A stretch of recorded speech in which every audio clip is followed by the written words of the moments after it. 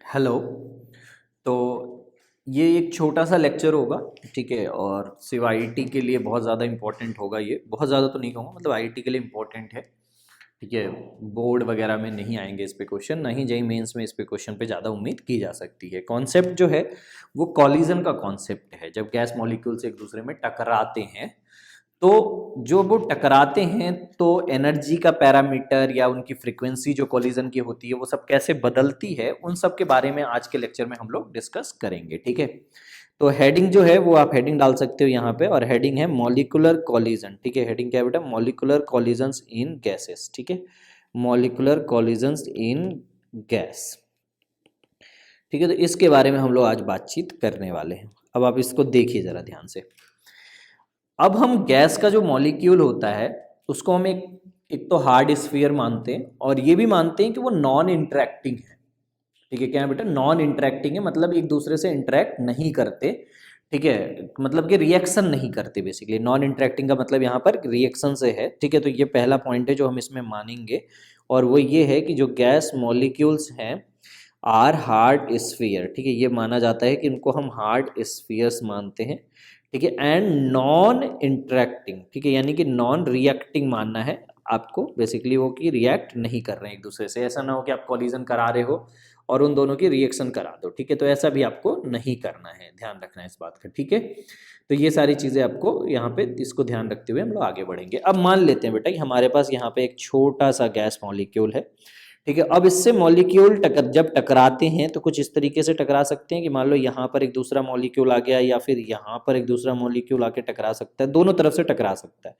और जब ये टकराएगा, ठीक है, जब ये टकराएगा तो बेसिकली इतना जो रेडियस आपको यहाँ पर जो दिख रहा है, इतना जो रेडियस आपको यहाँ पर दिख रहा है, ये बेसिकली इसके कॉलिजन में क्या हो जाएगा बेटा? पैक हो जाएगा। तो बेसिकली जब कॉलिजन को हम क्रॉस सेक्शन को देखेंगे, कॉलिजन के क्रॉस सेक्शन को अगर हम देखें तो हमें वो एक बड़ा सा स्फीयर नजर आएगा। क्या नजर आएगा बेटा? एक बड़ा सा स्फीयर नजर आएगा कुछ इस तरीके का, ठीक है। And this is called collision, ठीक है, क्रॉस सेक्शन। इसे क्या कहा जाता है बेटा? कॉलिजन का क्रॉस सेक्शन आप कह सकते हो कि वो बेसिकली कैसा दिखेगा आपको? एक स्फीयर की तरह दिखेगा। कैसा दिखेगा बेटा? आपको एक स्फीयर की तरह दिखेगा, ठीक है, कुछ इस तरीके से। अब आप इसको देखिए और समझने की कोशिश करिएगा कि और ऐसा क्यों हो रहा है। आप समझ पा रहे होगे, क्योंकि अगर एक मॉलिक्यूल यहाँ पर हम मान लेते हैं कि स्फेरिकल इस टाइप से है, तो जो दूसरा टकराएगा, ठीक है, वो पूरा का पूरा एक ऐसा स्फीयर घूम सकता है इसके आसपास, ठीक है। एक ऐसा स्फीयर घूम सकता है, इधर भी आ सकता है वो, ठीक है, इस तरीके से इधर भी आ सकता है कुछ इस तरीके से। तो बेसिकली अगर आप देखोगे तो ये पूरा का पूरा जब आप इनके पॉइंट्स को मिलाओगे तो एक स्फीयर मिलेगा जो हमें इस तरीके से दिखेगा, जो मैंने यहाँ पे आपको कॉलिजन क्रॉस सेक्शन बनाकर दिखाया हुआ है, ठीक है। तो कॉलिजन का जो क्रॉस सेक्शन है वो बेसिकली स्फेरिकल टाइप का होता है, ठीक है। अब यहाँ पर एक चीज डिफाइन की जाती है जिसे कहा जाता है कॉलिजन डायामीटर। अब ये क्या है समझना, ठीक है। कॉलिजन डायामीटर बेसिकली जब दो पार्टिकल्स आपस में टकराते हैं तो उनके बीच की जो डिस्टेंस होती है, उनके सेंटर्स के बीच की जो डिस्टेंस होती है न्यूक्लियस के बीच की, उसे कॉलिजन डायामीटर कहा जाता है। जैसे यहाँ पर ये है, ठीक है, कि यहाँ पर मान लो ये दो पार्टिकल्स जो आपस में टकरा रहे हैं, इनके बीच की जो ये डिस्टेंस है, इस डिस्टेंस को बेसिकली कॉलिजन डायामीटर कहा जाता है, ठीक है। इसको क्या कहा जाता है बेटा? कॉलिजन डायामीटर कहा जाता है, ठीक है। और इसको हम लोग इंडिकेट करते हैं सिग्मा से। किससे इंडिकेट करते हैं बेटा? इसको हम लोग सिग्मा से, ठीक है।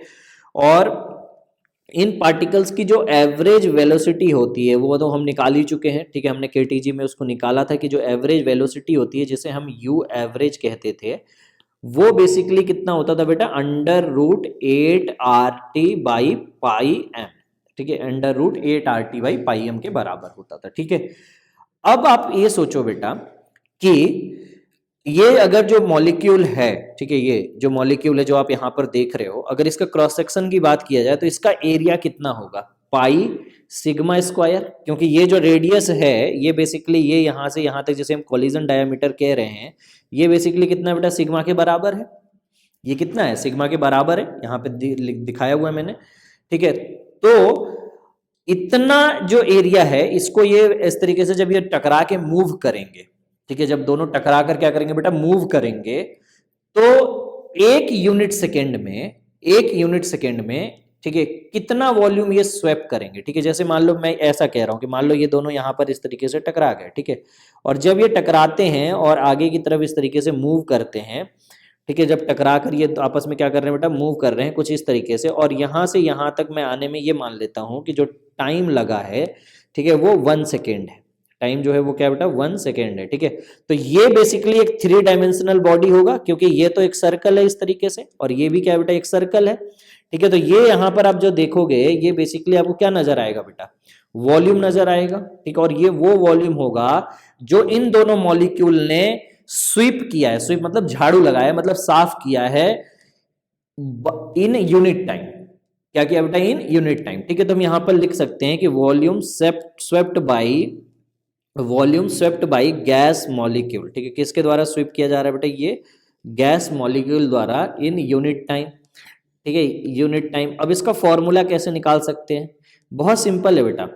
इसकी वेलोसिटी पता है, तो कितना 1 सेकेंड में मूव किया होगा वो पता चल गया, ठीक है। वेलोसिटी आपको पता है, यहां पर आपने ऊपर लिख रखी है एवरेज वेलोसिटी, तो 1 सेकेंड में कितना मूव होगा वो पता चल गया, ठीक है। वेलोसिटी बराबर क्या होता है, डिस्टेंस अपॉन टाइम, ठीक है। अगर टाइम 1 सेकेंड है तो जो वेलोसिटी होगा वो डिस्टेंस के बराबर हो जाएगा, ठीक है। अरे बहुत सिंपल है, देखो यू एवरेज बराबर हम क्या लिखते हैं बेटा, डिस्टेंस अपॉन टाइम, ठीक है। डिस्टेंस अपॉन क्या लिखते हैं, टाइम। अब हमने टाइम को मान लिया 1 सेकेंड, ठीक है। तो बेसिकली जो डिस्टेंस है और जो यू एवरेज है वो सेम हो गया, ठीक है। तो यहां पर हमारे पास एक डिस्टेंस आ रही है और ये बेसिकली जो है यू एवरेज के बराबर होगी, और इसका हमें एरिया पता है, तो वॉल्यूम निकल जाएगा, डिस्टेंस इंटू या हाइट इंटू एरिया आप कह सकते हो, या लेंथ इंटू एरिया कह सकते हो, ठीक है। तो बेसिकली वही हमें करना है कि यहाँ पर एरिया इंटू, ठीक है, क्या करेंगे बेटा, एरिया इंटू डिस्टेंस, जो डिस्टेंस इन्होंने कवर किया है, डिस्टेंस कवर्ड इन सेकेंड, ठीक है। तो डिस्टेंस जितना क्या किया जा रहा है बेटा, 1 सेकेंड में कवर किया जा रहा है।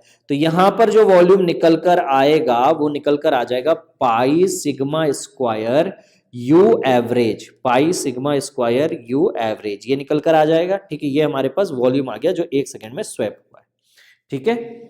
इसके बाद देखिए, मान लेते हैं कि एन स्टार जो है वो बेसिकली हमारा क्या है बेटा, एन बाई वी है, ठीक है। मतलब कि number of volume per unit volume, ठीक है। नंबर ऑफ मॉलिक्यूल, जितने भी नंबर ऑफ मॉलिक्यूल्स हैं पर यूनिट वॉल्यूम, ठीक है। पर यूनिट वॉल्यूम के लिए जितना भी नंबर ऑफ मॉलिक्यूल है उसे हम एन बाई वी कह रहे हैं। क्या कह रहे हैं बेटा, हम उसे एन बाई वी कह रहे हैं, ठीक है। अब आप सोचो कि कितने नंबर ऑफ कॉलिजन्स हुए होंगे, जितने नंबर ऑफ मॉलिक्यूल्स उसमें मिले होंगे उसको, उस यूनिट वॉल्यूम में, ठीक है। तो उस यूनिट वॉल्यूम में जितने नंबर ऑफ पार्टिकल, यानी कि हम बेसिकली नंबर ऑफ मॉलिक्यूल्स निकालना चाह रहे हैं। तो नंबर ऑफ मॉलिक्यूल्स अगर आपको निकालना है तो आप एन बाई वी को किससे मल्टीप्लाई कर दोगे, वॉल्यूम से।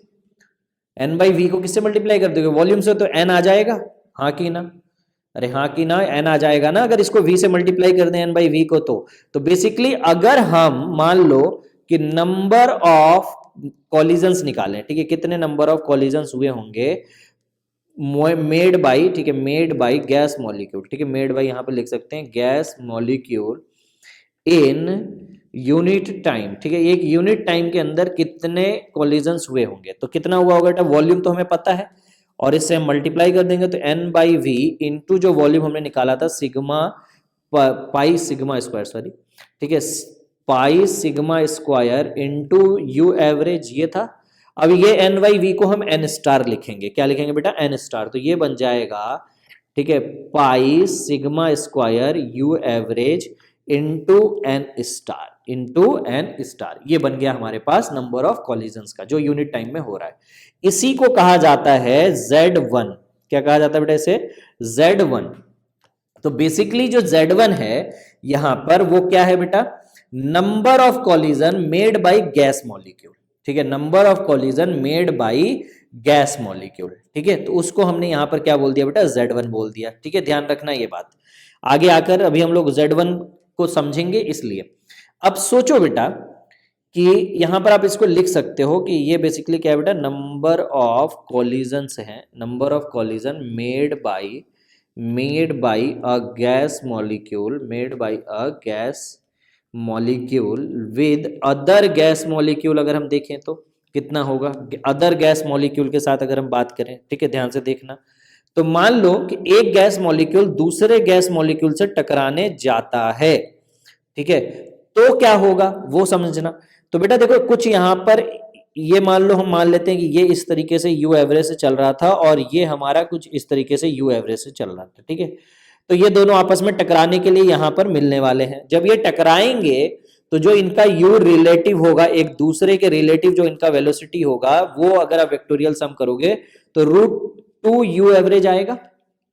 ठीक है, आपको एग्जैक्ट उसमें नहीं जाना है कि कैसे डिराइव आउट हुआ है, क्यों सर टेढ़ा नहीं टकरा सकते, ये सारी चीजें, क्योंकि ये जो थ्योरीज होती है ना, जो कॉम्प्लेक्स थ्योरीज होती हैं कॉलिजन वगैरह की, ये बहुत सारे एजम्पशन पे बेस्ड होती हैं। ठीक है, तो यहां पर ये माना गया है कि वो 90 डिग्री पे टकराती हैं। ठीक है, तो जो उनका u रिलेटिव आ रहा है, जो नेट वेलोसिटी आ रहा है उन दोनों के बीच का, वो √2 टाइम्स आ रहा है। ठीक है, तो अब जो नया Z1 आप लिखोगे दो मॉलिक्यूल्स के बीच का, वो कितना हो जाएगा बेटा, पाई सिग्मा स्क्वायर।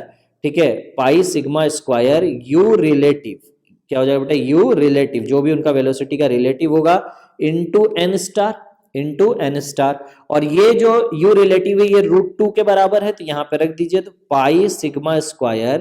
ठीक है, ये आपके पास आ जाएगा यहाँ पे √2u average into n star. ये आपका आ गया Z1। क्या आ गया बेटा, ये Z1। ये फॉर्मूला आपको याद रखना है, ये फॉर्मूला आपको क्या करना बेटा, याद रखना है। ये जो फॉर्मूला है ये इंपॉर्टेंट फॉर्मूला है। ठीक है, बाकी जो डिराइव आउट किया गया है अगर आप चाहो तो उसको भूल सकते हो, कोई दिक्कत की बात नहीं है। रिजल्ट्स बहुत इंपॉर्टेंट है और उनमें से एक ये रिजल्ट है Z1 की वैल्यू। क्या इंपॉर्टेंट बेटा, Z1 की वैल्यू। ठीक है, क्लियर है, यहां तक कोई डाउट तो नहीं है। अब हम लोग यहाँ पे बातचीत करेंगे एक नए टर्म का, जिसे कहा जाता है कॉलिजन फ्रीक्वेंसी। जिसे क्या कहा जाता है बेटा, कॉलिजन फ्रीक्वेंसी। ठीक है, तो अब हम लोग इसके बारे में थोड़ा बहुत बातचीत करेंगे। अब कॉलिजन फ्रीक्वेंसी क्या होता है, basically total number of collision per unit volume per unit time. ठीक है, total number of collision per unit volume per unit time जो होता है उसे कॉलिजन फ्रीक्वेंसी कहा जाता है। और कॉलिजन फ्रीक्वेंसी को इंडिकेट करते हैं Z11 से। किससे इंडिकेट करते हैं बेटा, Z11 से। ठीक है, तो बेसिकली इसकी जो डेफिनेशन है वो ये है कि टोटल नंबर ऑफ कॉलिजन, ठीक है, total number of collision per unit time. ठीक है, पर यूनिट टाइम। ठीक है, per unit time per unit volume. ठीक है, per unit time per unit volume. ठीक है, तो ये जो इतने भी नंबर ऑफ कॉलिजन्स आएंगे उनको हमें क्या करना है बेटा, पर यूनिट टाइम डील करना है, पर यूनिट वॉल्यूम डील करना है, और उसी को हम कॉलिजन फ्रीक्वेंसी कहेंगे। अब जो कॉलिजन फ्रीक्वेंसी आएगी दो मॉलिक्यूल्स के लिए, Z1n था कॉलिजन, अगर आप देखोगे। ठीक है, यहां पे आप देख रहे थे, तो दो मॉलिक्यूल्स के लिए बेसिकली कितना हो जाएगा बेटा, ये 1/2 आधा हो जाएगा। ठीक है, Z1 इंटू n स्टार। ठीक है, Z1 इंटू n स्टार, उसको दोबारा हमने n स्टार से मल्टीप्लाई क्यों किया है, हमने इसको Z1 को n स्टार से दोबारा मल्टीप्लाई क्यों किया, क्योंकि दूसरा मॉलिक्यूल भी तो आ गया, उसका भी तो कुछ n/v रेशियो होगा। ठीक है, इसलिए। ठीक है, अब आपको उतना उसमें नहीं फंसना कि एग्जैक्ट क्या है, आपको बस ध्यान रखना है। ठीक है, अगर ये सारे पॉइंट आप भूल जाते हो तो आप इक्वेशंस याद रखिए, आपका काम चल जाएगा। ठीक है, सबको जब आप सब्स्टिट्यूट कर दोगे बेटा तो आपके पास जो फॉर्मूला बनकर आएगा वो आ जाएगा 1/√2 pi sigma square u average into n star का स्क्वायर। ये बनकर आपके पास आ जाएगा Z11 का फॉर्मूला, कॉलिजन फ्रीक्वेंसी का फॉर्मूला ये बनकर आ जाएगा। ये इंपॉर्टेंट है, ये भी आपको क्या रखना है बेटा, याद रखना है। ठीक है, अगर आप इन कांस्टेंट टर्म्स को भूल जाते हो कोई बात नहीं, आप याद रखिए u average into n star का स्टार। ठीक है, n स्टार का स्क्वायर, ये याद रखिएगा। और ये तब है जब सेम गैस है। ठीक है, ये क्या है बेटा, जब सेम गैस मॉलिक्यूल है, तब जब वो टकरा रहे हैं आपस में तब की बात हो रही है।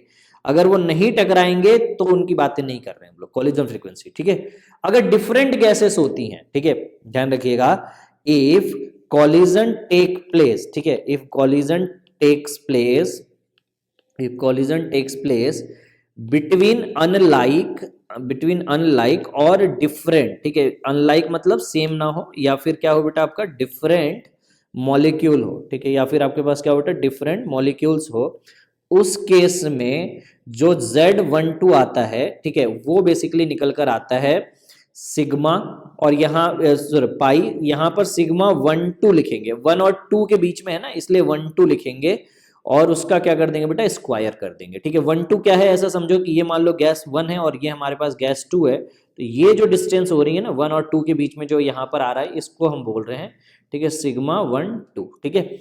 उसके बाद हम यू एवरेज उसी तरीके से लिखेंगे जैसे पहले अभी तक लिखते आए हैं। फिर यहां पर होगा n1 का स्टार, जो n1 का वो होगा मॉलिक्यूल की डेंसिटी, और इनटू n2 का स्टार यानी जो उसकी मॉलिक्यूल की डेंसिटी होगी, ठीक है। अगर डिफरेंट है तो, डिफरेंट वाला वैसे आपसे पूछा नहीं जाता है, बहुत रेयर केसेस में आएगा, लेकिन अगर है तो आप इस तरीके से उसको निकाल सकते हो। समझ में आया? ये कॉलिजन फ्रीक्वेंसी है। ये क्या है बेटा? कॉलिजन फ्रीक्वेंसी है, ठीक है। अब ये सब कॉलिजन की बात थी, लेकिन कॉलिजन से ही रिलेटेड एक बहुत इंपॉर्टेंट फैक्टर होता है, एक बहुत इंपॉर्टेंट चीज होती है, and that is called mean free path. उसको क्या कहा जाता है बेटा? मीन फ्री पाथ, ठीक है। तो सबसे पहले हम लोग वो देखते हैं कि ये क्या है मीन फ्री पाथ, ठीक है। ध्यान से देखिए, ये नाम से लेकर हर एक चीज इसके बारे में इंपॉर्टेंट है, कई बार इस पे जेई पे भी क्वेश्चन आ चुका है। बेसिकली जब दो कॉलिजन्स होते हैं, ठीक है, दो सक्सेसिव कॉलिजन होते हैं, उसके बीच वो पार्टिकल्स कितना ट्रैवल किए हैं, जो एवरेज डिस्टेंस एक गैस मॉलिक्यूल ट्रैवल करता है दो कॉलिजन्स के बीच में, ठीक है। जैसे मान लो बेटा कि बहुत सारे कॉलिजन्स हो रहे होंगे, मान लो 1000 कॉलिजन्स होते हैं, लेकिन वो कहीं पे खड़े खड़े तो नहीं हो रहे होंगे, पार्टिकल्स आपस में ट्रैवल कर रहे होंगे। उन 1000 कॉलिजन्स के बीच में एक पार्टिकल एवरेज कितना ट्रैवल करता है, उसको कहा जाता है मीन फ्री पाथ। क्या कहा जाता है बेटा उसे? Mean free path. Free path का मतलब क्या है? जिसमें उसका कॉलिजन नहीं हुआ। मीन मतलब एवरेज डिस्टेंस की बात की जा रही है, ठीक है। तो एवरेज डिस्टेंस है ये, बेसिकली क्या बेटा? ये एवरेज डिस्टेंस है, ठीक है। Average distance travelled by, average distance travelled by a gas molecule, travelled by a gas molecule, ठीक है। तो एक गैस मॉलिक्यूल द्वारा जो एवरेज डिस्टेंस ट्रैवल की जाती है, कहां तक बेटा? जब तक वो फ्री है, मतलब कि कॉलिजन होने से पहले, यानी कि between two successive collisions, between two successive collision, ठीक है। तो सक्सेसिव कॉलिजन्स के बीच में जो एवरेज डिस्टेंस वो क्या कर रहा है बेटा? ट्रैवल कर रहा है, उसी को क्या बोलते हैं बेटा? हम लोग बेसिकली मीन फ्री पाथ कहते हैं, ठीक है। अब मीन फ्री पाथ कैसे निकाल सकते हैं? देखो, तो लैम्डा एवरेज यानी मीन फ्री पाथ जो आता है, ये लैम्डा एवरेज इसी को कहा जाता है। ये बेसिकली निकल कर आएगा जो उसका वेलोसिटी है, ठीक है, अपॉन जो उसकी फ्रीक्वेंसी है, अपॉन जो उसकी क्या है बेटा? फ्रीक्वेंसी है, ठीक है। यानी कि velocity upon frequency, velocity upon frequency, ठीक है। डिस्टेंस निकालने का ये एक तरीका है, ये ध्यान रखना इस बात का, ठीक है, कि वेलोसिटी अपॉन फ्रीक्वेंसी आप कर दो, आपका आंसर आ जाएगा, ठीक है। अब आपने जैसे ही डिस्टेंस इस फॉर्मूले से निकाली, आपके पास जो लेमडा निकल कर आएगा, फॉर्मूले में रख दीजिए, यू एवरेज रख दीजिए, जेड को रख दीजिए, ये निकल कर आएगा 1/√2 pi sigma square n star, ये निकल कर आएगा, ठीक है। जहां पर आपको पता है कि जो एन स्टार था वो बेसिकली क्या था बेटा? नंबर ऑफ मॉलिक्यूल थे, ठीक है, per unit volume, number of molecule per unit volume था ये, ठीक है। तो बेसिकली अगर हम इसको लिखें, देखो जरा ध्यान से, तो पीवी इक्वल्स टू क्या होता है बेटा? एन आर टी, ठीक है। और अगर हम यहां पर वी लिखें तो वी आ जाएगा एन, ठीक है, आर टी बाई पी आ जाएगा, ठीक है, n R T by P. अब अगर आप ध्यान से देखो, ये चीजें तो कांस्टेंट रहेंगी, ये जो चीज है वॉल्यूम जो है वो डायरेक्टली प्रोपोर्शनल है किसके बेटा? टी बाई पी के। किसके डायरेक्टली प्रोपोर्शनल है बेटा? टी बाई पी के, हाँ कि ना? तो यहां से अगर हम ध्यान से देखें तो जो हमारा एन स्टार निकल कर आएगा, वो अगर देखो यहां से इस इक्वेशन की अगर हम बात करें, यही इंपॉर्टेंट है, बहुत ज्यादा इंपॉर्टेंट जो अभी बता रहा हूं। तो जो लेमडा आ रहा है वो inversely proportional to 1/n star है। इसका मतलब ये हुआ कि it will be directly proportional to P by T, sorry T by P, it will be inversely proportional to, और एन स्टार जो होता है वो वी बाई एन के डायरेक्टली वो होता है। तो अगर यहां से हम लेमडा लिखें तो लेमडा बेसिकली हमारा टी बाई पी के क्या आ रहा है बेटा? Directly proportional. यही वो चीज है जिसपे अभी तक सारे क्वेश्चन पूछे गए हैं, यही वो क्वेश्चन इक्वेशन है जिसपे सारे पूछे गए हैं। आपको क्या करते हैं बेटा? दो गैसेस देंगे अलग अलग टेम्परेचर और प्रेशर पे, ठीक है, मतलब सेम गैस होती है अलग अलग टेम्परेचर और प्रेशर पे, और आपसे बोला जाता है कि इनके मीन फ्री पाथ का रेशियो बताओ। तो अगर आपसे दो अलग अलग टेम्परेचर और प्रेशर कंडीशंस के लिए लैम्डा 1 मान लेते हैं, ठीक है, ये है हमारा क्या कहते हैं बेटा? मीन फ्री पाथ, ठीक है, ये क्या बेटा? हमारा मीन फ्री पाथ है एट T1 एंड P1, ठीक है, कंडीशन पे। और लैम्डा 2 जो है बेसिकली वो मान लेते हैं कि T2 और P2 पर है, ठीक है।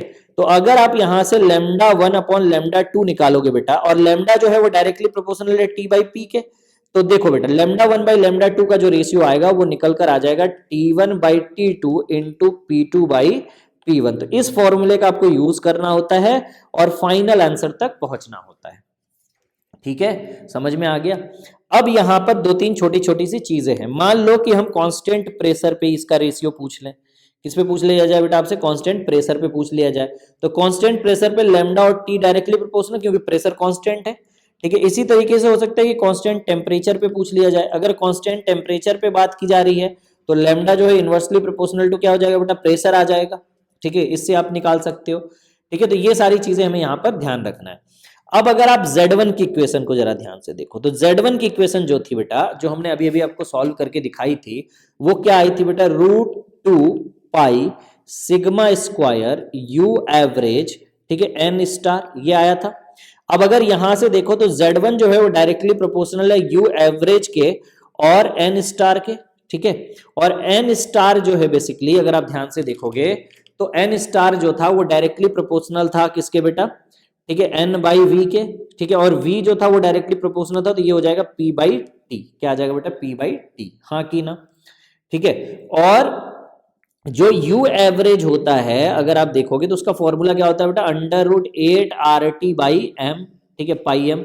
अब ये टी के क्या है? इनवर्ट डायरेक्टली प्रोपोर्शनल है √T के, तो ये हो जाता है √T के डायरेक्टली प्रोपोर्शनल। इस चीज को यहां पे सब्सटीट्यूट कर दीजिए तो जो Z1 बनकर आएगा आपके साथ वो आ जाएगा √T इंटू P/T। ठीक है, अब सॉल्व करोगे तो Z1 will be directly proportional to P/√T। कितना आ जाएगा बेटा? P/√T आ जाएगा आपके पास।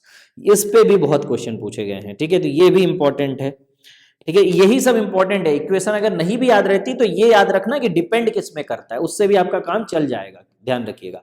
ठीक है, अब आते हैं Z11 पे। तो अगर आप Z11 को देखो बेटा तो Z11 जो था वो डायरेक्टली प्रोपोर्शनल हो जाएगा T, और वहां पर वो था N स्टार के डायरेक्ट स्क्वायर पे। ठीक है, तो ये हो जाएगा Z11 will be directly proportional to √T into P²/T², जिसको आप सॉल्व करोगे तो Z11 है जो डायरेक्टली आ जाएगा √T इंटू, ठीक है, आप इसको सॉल्व कर लेते हैं, √T लिखने की जरूरत नहीं, ये हो जाएगा P²/T के पावर 3/2। एक बार जेईई एडवांस में यही पूछा गया, ये वाला रेशियो पे क्वेश्चन आया था। ठीक है, तो इसलिए ये भी इंपॉर्टेंट फॉर्मूला है। आपको डिपेंडेंसी याद रखनी है, डिपेंडेंसी याद रख लोगे तो आपका काम बन जाएगा। ठीक है, अब अगर मान लो इफ रिजिड वेसल मौजूद है, ठीक है, वेसल जिसमें गैस रखा गया वो रिजिड है, यानी कि वॉल्यूम कांस्टेंट हो गया, और अगर वॉल्यूम कांस्टेंट हो गया, ध्यान रखना, तो हमें प्रेशर को भी कांस्टेंट मानना पड़ेगा, क्योंकि रिजिड है ना, तो वो हिल तो सकता नहीं है, तो प्रेशर भी क्या हो जाएगा बेटा हमारा? कांस्टेंट। तो उस केस में जो हमें Z11 देखने को मिलता है वो डायरेक्टली प्रोपोर्शनल हो जाता है √T के। ठीक है, उस केस में फिर प्रेशर वॉल्यूम का जो फैक्टर होता है N स्टार जो होता है वो काम नहीं आता, क्योंकि वॉल्यूम चेंज ही नहीं होता, तो N स्टार रह ही नहीं जाता है। ठीक है, N स्टार वाला फैक्टर ही क्या हो जाता है बेटा? गायब हो जाता है। ठीक है, तो ये चीज हमें वहां पर देखने को मिलती है। क्लियर है यहां तक? कोई डाउट तो नहीं है?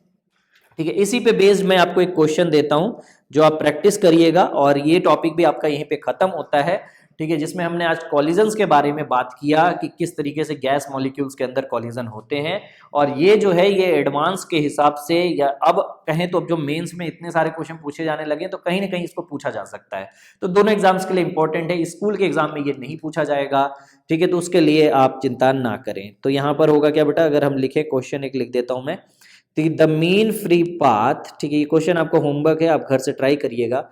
The mean free path of the molecule, ठीक है, the mean free path of the molecule of a certain gas, ठीक है, किसी एक सर्टेन गैस का, of a certain gas at 300 kelvin, at 300 kelvin is 2.6 into 10⁻⁻⁵ metre. ठीक है, और आपको क्वेश्चन में बोला है द कॉलिजन डायामीटर, जो इनके बीच का कॉलिजन डायामीटर है, the collision diameter is 0.26 nanometre. ठीक है, क्वेश्चन के अंदर गिवन है। अब आपको यहाँ पे कैलकुलेट करनी है कुछ चीजें। ठीक है, तो आप क्वेश्चन लिख लीजिए यहाँ पे, कैलकुलेट, पहला पार्ट जो आपको कैलकुलेट करना है that is pressure of the gas. ठीक है, जो गैस है उसका आपको प्रेशर कैलकुलेट करना है। दूसरी चीज जो आपको कैलकुलेट करनी है वो है number of molecules per unit volume, number of molecules per unit volume, यानी बेसिकली क्या कैलकुलेट करना है बेटा आपको? N star. ठीक है, क्या कैलकुलेट करना है बेटा, एन स्टार। तो दो चीजें आपको मेजर करनी है, एक प्रेशर ऑफ गैस है, दूसरा number of molecules per unit of volume of gas. तो ये दो चीजें आपको मेजर करनी है, इनको मेजर करिएगा और देखिएगा कि आपको जो थ्योरी पढ़ाई गई कि आप उसके बेसिस पे इन क्वेश्चंस को कर पाते हो कि नहीं। ठीक है, तो चलिए आज के लिए बस इतना ही, दैट्स इनफ फॉर टुडे।